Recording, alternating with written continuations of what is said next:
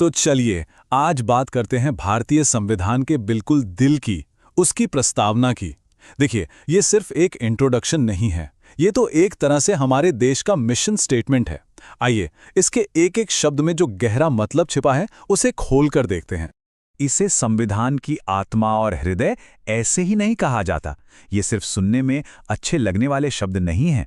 प्रस्तावना असल में वो आईना है जो हमें दिखाता है कि एक देश के तौर पर हम सब क्या हासिल करना चाहते हैं, हमारे सबसे बड़े आदर्श क्या हैं और हमारा इरादा क्या है। आज की हमारी चर्चा में हम यही सब जानने वाले हैं कि क्यों प्रस्तावना संविधान की आत्मा है, इसे असली ताकत कहाँ से मिलती है, ये भारत की पहचान कैसे बनाती है, हम नागरिकों से क्या वादे करती है और क्या ये वक्त के साथ बदली है। तो जैसा मैंने कहा, प्रस्तावना महज एक शुरुआत नहीं है। आप इसे पूरे संविधान का निचोड़ समझ सकते हैं। वो सोच, वो आदर्श और वो लक्ष्य जिस पर हमारी पूरी कानूनी व्यवस्था की इमारत खड़ी है। ये हमें क्यों का जवाब देती है कि आखिर ये सारे कानून बनाए ही क्यों गए हैं। अब आता है सबसे बड़ा और बुनियादी सवाल। ये जो इतना बड़ा दस्तावेज है, हमारा संविधान, इसे अपनी शक्ति, अपना अधिकार देता कौन है? इसका सोर्स क्या है? जवाब इन पहले कुछ शब्दों में ही छिपा है। हम भारत के लोग। यह एक लाइन सब कुछ साफ कर देती है। यह कहती है कि आखिरी अधिकार, असली पावर भारत के नागरिकों के पास है। कोई सरकार नहीं, कोई संसद नहीं, बल्कि इस देश की जनता ही संविधान की असली शक्ति है। और इसका इतिहास भी देखिए कितना दिलचस्प है। इसकी कहानी 13 दिसंबर 1946 को शुरू हुई, जब जवाहरलाल नेहरू ने इसे संविधान सभा के सामने रखा।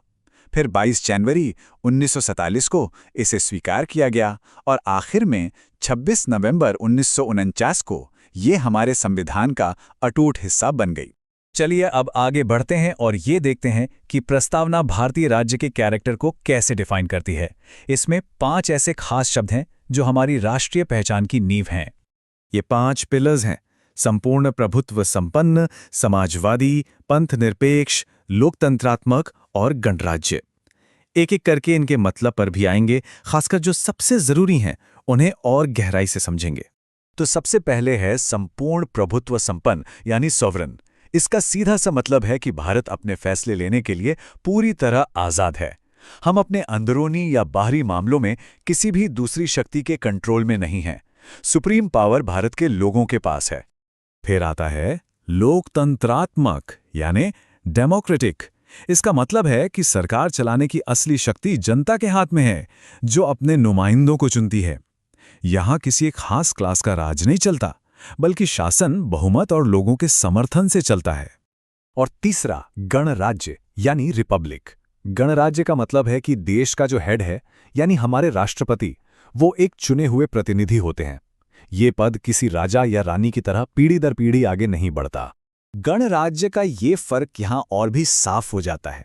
एक तरफ है भारत, एक लोकतंत्रात्मक गणराज्य जहां देश के प्रमुख का चुनाव होता है, और दूसरी तरफ है यूनाइटेड किंगडम जैसा वंशानुगत लोकतंत्र, जहां हेड ऑफ स्टेट राजा या रानी होते हैं और ये पद उन्हें विरासत में मिलता है। तो ये तो हुई देश की पहचान। अब बात करते हैं उन वादों की जो हमारा संविधान हर नागरिक से करता है। ये वो 4 महान आदर्श हैं जिनके बिना हमारा लोकतंत्र सच में अधूरा है। ये 4 गारंटियां हैं: न्याय, स्वतंत्रता, समता और बंधुत्व। ये सिर्फ शब्द नहीं हैं, ये हर भारतीय नागरिक को दिया गया एक पक्का वादा है। न्याय का मतलब है हर किसी के साथ सामाजिक, आर्थिक और राजनीतिक तौर पर बराबरी का बर्ताव हो। खासकर सामाजिक न्याय, जो ये पक्का करता है कि जाति, धर्म या लिंग के आधार पर कोई भेदभाव न हो और कमजोर वर्गों को शोषण से बचाया जा सके। स्वतंत्रता, यानी अपने विचारों को खुलकर रखने की, किसी भी धर्म को मानने की और अपनी मर्जी से जीने की आज़ादी। ये आज़ादी हर इंसान को सम्मान से जीने और अपनी काबिलियत को पूरी तरह निखारने का मौका देती है। समता का मतलब है कि कानून की नज़र में सब एक बराबर हैं और हर किसी को आगे बढ़ने के लिए बराबर मौके मिलने चाहिए। किसी की आर्थिक स्थिति या वो कहां से आता है, ये उसके भविष्य के आड़े नहीं आ सकता। और आखिर में बंधुत्व, यानी फ्रेटर्निटी। ये आपसी भाईचारे की वो भावना है जो इस इतने विशाल और अलग अलग तरह के लोगों वाले देश को एक धागे में पिरोती है। यही हर व्यक्ति के सम्मान और देश की एकता का आधार है। लेकिन क्या इसका मतलब यह है कि प्रस्तावना में जो लिख दिया गया वो पत्थर की लकीर है? नहीं, बिल्कुल नहीं। ये एक जिंदा दस्तावेज है जो समय के साथ सांस लेता है और खुद को विकसित कर सकता है। और ऐसा हुआ भी है। अब तक सिर्फ एक बार साल 1976 में एक ऐतिहासिक 42वां संविधान संशोधन हुआ, जिसने प्रस्तावना में कुछ बहुत ही जरूरी शब्द जोड़े। इस संशोधन ने 3 नए शब्द जोड़े। पहला, समाजवादी, जो आर्थिक न्याय के लक्ष्य को और मजबूत करता है। दूसरा, पंथनिरपेक्ष, जो ये साफ करता है कि राज्य सभी धर्मों को बराबर मानेगा। और तीसरा, अखंडता, जो देश की एकता पर और जोर देता है। ये इस बात का सबसे बड़ा सबूत है कि हमारी प्रस्तावना समय की जरूरतों के हिसाब से खुद को ढाल सकती है। तो आखिर में सवाल ये उठता है कि प्रस्तावना का असली मकसद क्या है?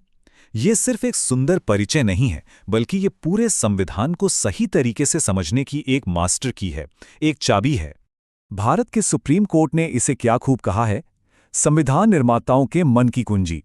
इसका मतलब ये है कि जब भी संविधान के किसी हिस्से के मतलब को लेकर कोई कंफ्यूजन होता है, तो प्रस्तावना ही वो रोशनी दिखाती है जिससे हमें ये पता चलता है कि हमारे संविधान बनाने वालों का असली इरादा क्या था। तो प्रस्तावना सिर्फ इतिहास का एक पन्ना नहीं है, ये हमारा आज और हमारा आने वाला कल भी है। और यही आज का सबसे बड़ा सवाल है कि दशकों पहले लिखे गए ये महान शब्द आज हमारे अधिकारों और हमारी जिम्मेदारियों को कैसे दिशा देते हैं। इस पर सोचिएगा जरूर।